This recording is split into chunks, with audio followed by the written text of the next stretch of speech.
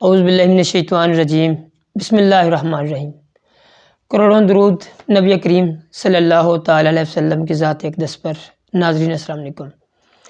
ناظرین، مختصر سی ویڈیو مگر بہت اہم ویڈیو ہے۔ یہ میں نے آپ کے گوش گزار اس لیے کرنی ہے، اس کی اہمیت خاص طور پہ یہ ہے کہ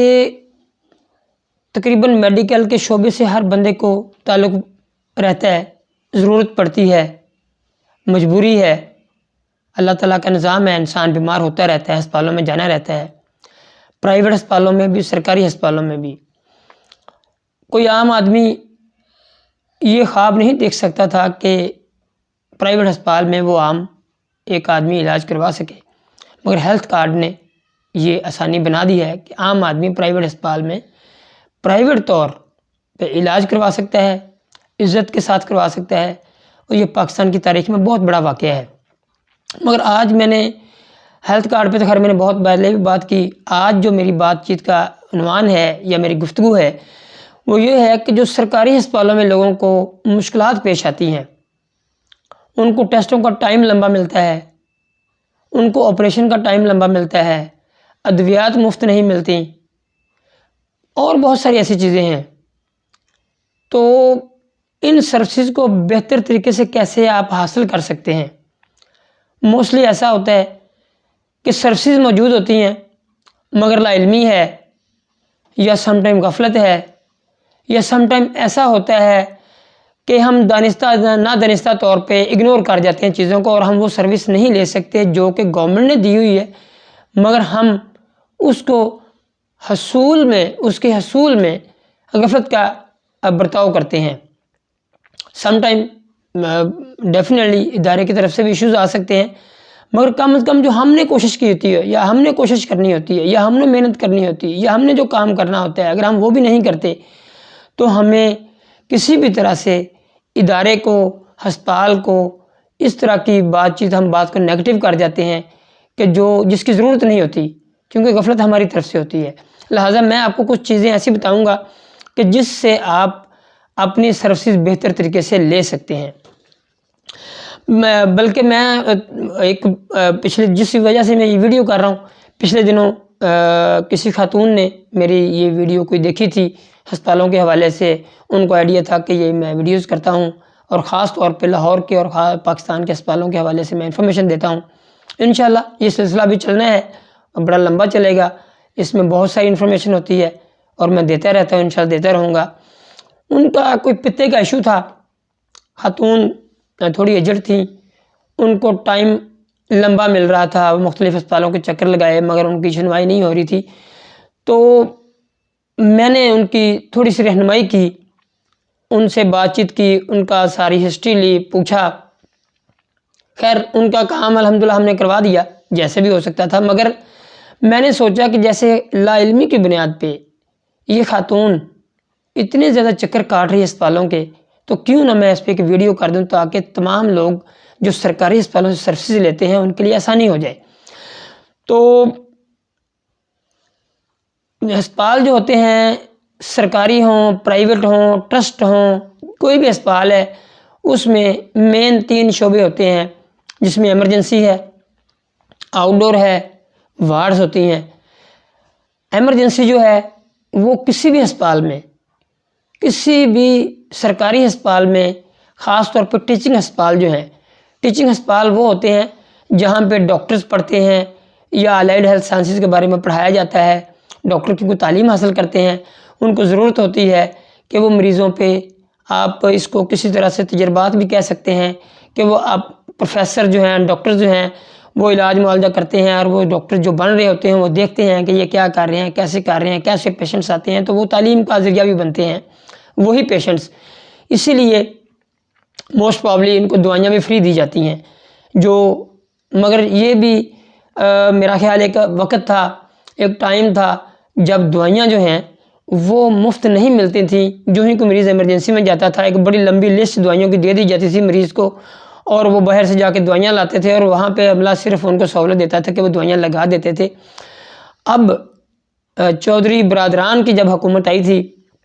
انہوں نے بہت سارے اچھے کام کیے، میں ہمیشہ ان کو اپریشیٹ کرتا ہوں، اور میں ذاتی طور پہ ان کو جانتا بھی ہوں کیونکہ وہ میرے ہسپتال کے قریب ان کا ہے گھر بھی ہے۔ تو چوہدری پرویز الہی صاحب، چوہدری شجاعت صاحب سے ماشاءاللہ ایک بڑے سوبر خاندان سے تعلق رکھتے ہیں، بہت بڑے انسان ہیں۔ میں سمجھتا ہوں کہ سیاست میں اگر دیکھا جائے تو ان کا بہت بڑا کردار ہے، جو کہ عام طور پر نظر نہیں آتا، مگر جب ان کے پاس حکومت تھی تو انہوں نے بہت سارے کام کیے تھے۔ خاص طور پہ 2 کام ان کے کبھی نہیں بلائے جا سکتے، بے شمار کام ہے کہ انہوں نے دوائیاں ہسپتالوں کی ایمرجنسیوں میں، وارڈز میں فری کر دی تھی، اور انہوں نے اس کے علاوہ ایمرجنسی کو رینوویشن بھی کی تھی۔ اگرچہ اب بہت زیادہ ضرورت ہے، رینوویشن کی بھی ضرورت ہے اور ایمرجنسیوں کی توسیع کی بھی ضرورت ہے، جو کہ اگنور کی جا رہی ہیں۔ میری ریکویسٹ بھی ہے، کوشش بھی ہے، خواہش بھی ہے اور درخواست ہے حکومت وقت سے بھی کہ اس طرف توجہ دے۔ ہمارے سرکاری ہسپتالوں کی ایمرجنسیاں بہت کم پڑ گئی ہیں، جیسے جناح ہسپتال کی ایمرجنسی آج سے 20-21 سال پہلے کی بنی ہوئی ہے، وہ اتنی کی اتنی ہے۔ اسی طرح دوسرے ہسپتالوں کی ایمرجنسیاں کم پڑ رہی ہیں، ان کی توسیع کی ضرورت ہے، ان میں صفائی کے نظام کی بہت بہتر کرنے کی ضرورت ہے۔ خیر یہ بڑی لمبی ویڈیو ہو جائے گی، میں آپ کو اسی طرف ہم آ جاتے ہیں کہ جو میڈیسن ایمرجنسی کا ایک شعبہ ہو گیا، دوسرا شعبہ ہو گیا ہمارا آؤٹ ڈور کا۔ آؤٹ ڈور میں ہوتا کیا ہے کہ چیک اپ کراتے ہیں، اس کے بعد ڈاکٹر ٹیسٹ لکھ دیتے ہیں، ٹیسٹوں کا ٹائم لمبا ملتا ہے۔ ہم نے کرنا کیا ہے، جب آپ کو کوئی ٹیسٹ کا ٹائم لمبا ملتا ہے تو آپ نے، اگر آپ کو جلدی ہے یا کوئی ایسی ضرورت ہے یا ایمرجنسی ہے یا آپ سمجھتے ہیں مریض کی کنڈیشن ایسی ہے کہ جلدی ٹیسٹ کی ضرورت ہے، تو آپ ایک اپلیکیشن لکھیں۔ جو بھی متعلقہ ڈپارٹمنٹ، فرض کریں آپ کو الٹرا ساؤنڈ یا سی ٹی اسکین یا MRI، یہی چند ایک ٹیسٹ جن کی آپ کو زیادہ ضرورت ہوتی ہے یا جن کا ٹائم لمبا ملتا ہے، آپ متعلقہ شعبے کے ڈاکٹر کے نام ایک اپلیکیشن لکھیں، ساتھ اس کی کاپی لگائیں جو آپ کو ٹائم کسی نے دیا ہوتا ہے۔ آپ اوپر اپلیکیشن میں لکھیں جی ہمیں ٹائم جلدی چاہیے، وہ ڈیفینیٹلی آپ کا ٹائم کافی تھوڑا سا قریب آ جائے گا۔ یہ تو ممکن نہیں ہوتا بعض اوقات کہ فوری طور پہ کر دیں، مگر کم از کم ٹائم وہ جلدی کر دیتے ہیں۔ اس کے علاوہ آؤٹ ڈور میں دوائی مفت ملتی ہے، وہ آپ وہیں پہ ڈاکٹر جو آپ کو چیک اپ کرتا ہے اس سے آپ اپنا چیک اپ کروائیں، اس سے دوائی کی ایک سلپ بنوائیں، اور وہاں ایک متعلقہ ڈسپینسری ہوتی ہے، وہاں سے آپ کو دوائی مفت ملتی ہے۔ چند ایک دوائیاں آپ کو باہر سے لینی پڑتی ہیں جو کہ وہاں موجود نہیں ہوتی، مگر اویلیبل دوائیاں آپ کو مفت ملتی ہیں۔ ایمرجنسی میں بھی، ایمرجنسی میں تقریباً 95% دوائیاں یا بعض اوقات 100% دوائیاں فری ملتی ہیں۔ آؤٹ ڈور میں دوائیاں 100% فری نہیں ملتی، سم ٹائم ایسی دوائیاں جو ہوتی ہیں آپ کو باہر سے لینی پڑتی ہیں جو اویلیبل نہیں ہوتی۔ اب آ جائیں وارڈز میں۔ جب مریض کسی کا داخلہ ہو جاتا ہے، فرض کریں اگر مریض کسی کا داخلہ انہوں نے ٹائم دے دیا کہ جی آپ 2 مہینے بعد آئیں یا 3 مہینے بعد آئیں، اگر مریض کی کنڈیشن سٹیبل نہیں ہے، اگر مریض کی کنڈیشن ایسی ہے کہ آپ سمجھتے ہیں کہ اس کو جلدی ضرورت ہے، تو آپ ایک اپلیکیشن لکھ سکتے ہیں ہیڈ آف دی ڈپارٹمنٹ جو وارڈ کا ہوتا ہے، جو ڈاکٹر ہوتا ہے سرجری کا ہے، ان کے نام ایک اپلیکیشن لکھیں گے، وہ اپنی ٹیم کے ساتھ اپنی جو بھی مریض ہے اس کا معائنہ کروائیں گے۔ اگر اس کا ارجنٹ آپریشن بنتا ہوا تو وہ ڈیفینیٹلی آپ کو جلدی کا ٹائم دیں گے۔ آپ کا آپریشن جس کا 2-3 مہینے کا ٹائم ملا ہے، وہ آپ کا آپریشن جو ہے وہ جلدی ہو جائے گا۔ وارڈز کے اندر بھی ایمرجنسی جو دوائیاں ہیں وہ مفت ہوتی ہیں۔ ایک سمپل سی اپلیکیشن لکھنی ہوتی ہے، MS سائن کرتا ہے، جو وارڈ کا انچارج وہ سائن کرتا ہے، اور دوائیاں ساری آپ کو فری ملتی ہیں، سوائے ان دوائیوں چند ایک 1-2 دوائیاں ہوتی ہیں وہ بعض اوقات یا تو شارٹ ہوتی ہیں یا کم ہوتی ہیں یا گورنمنٹ افورڈ نہیں کر سکتی تو وہ دیتی نہیں ہے، لہٰذا آپ کو کچھ دوائیاں باہر سے بھی لینی پڑتی ہیں۔ اور اگر آپ اس کی بھی اپلیکیشن دیتے ہیں تو بعض اوقات ایسا بھی ہوتا ہے کہ آپ کو 100% دوائیاں فری مل جاتی ہیں۔ وارڈ کے دوران جو ایڈمیشن کے دوران بھی ٹیسٹوں کا جو ہوتا ہے، بعض کو ٹیسٹوں کی ضرورت پڑتی ہے تو وہ ٹائم بھی لمبا ملتا ہے۔ اس کے لیے جو وارڈ کا ڈاکٹر ہوتا ہے، اگر آپ کو کوئی ایسی آپ کو لکھ دیتا ہے، آپ کو آپ اس کی اپلیکیشن لکھتے ہیں کہ جی ہمیں یہ زیادہ جلدی ضرورت ہے، وہ ارجنٹ اوپر لکھ دیتا ہے اور وہ آپ کا ٹیسٹ ارجنٹ بنیاد پہ کر دیا جاتا ہے۔ کبھی ایسا نہیں ہوتا کہ وہ ریفیوز ہو جائے، موسٹلی یہ ہوتا ہے کہ آپ کا وہ ٹیسٹ فری ہو جاتا ہے اور جلدی بھی ہو جاتا ہے۔ اچھا، ہم اس کے علاوہ جو ہے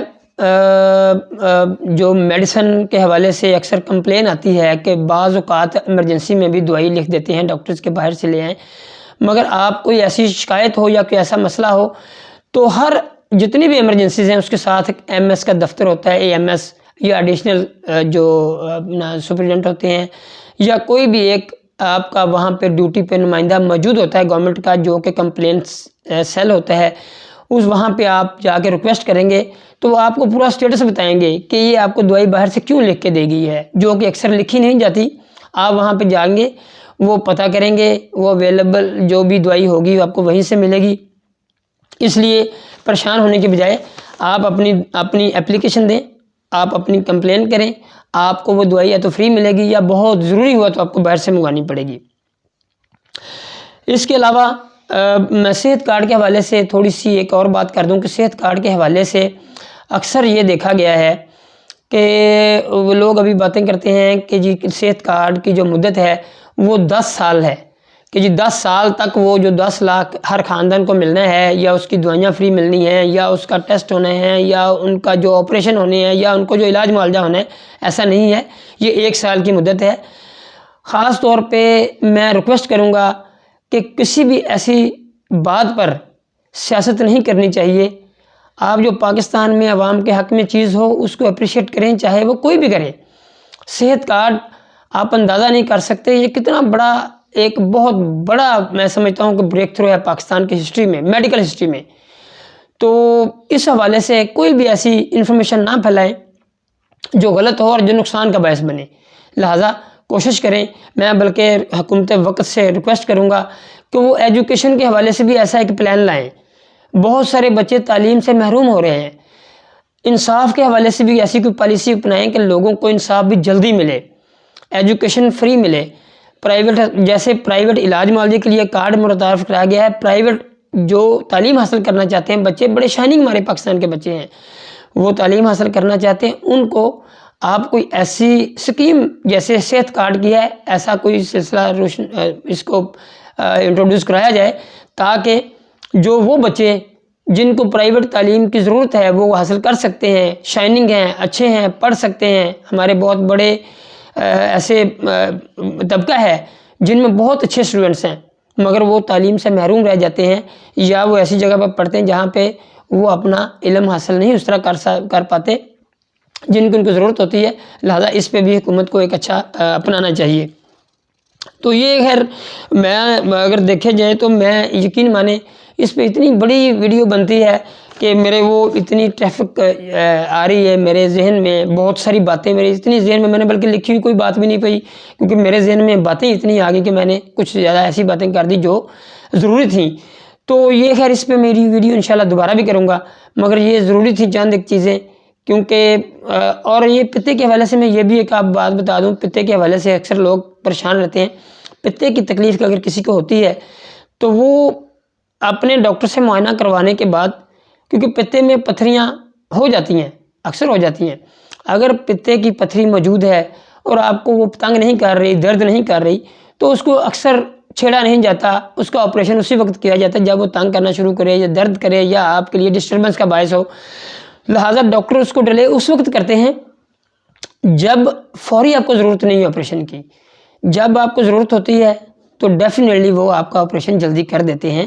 تو میں انشاءاللہ اس کی ڈیٹیل ویڈیو بھی انشاءاللہ کروں گا پتے کے آپریشن کے حوالے سے۔ تو انشاءاللہ نیکسٹ اگلی ویڈیو میں آپ کا بہت بہت شکریہ۔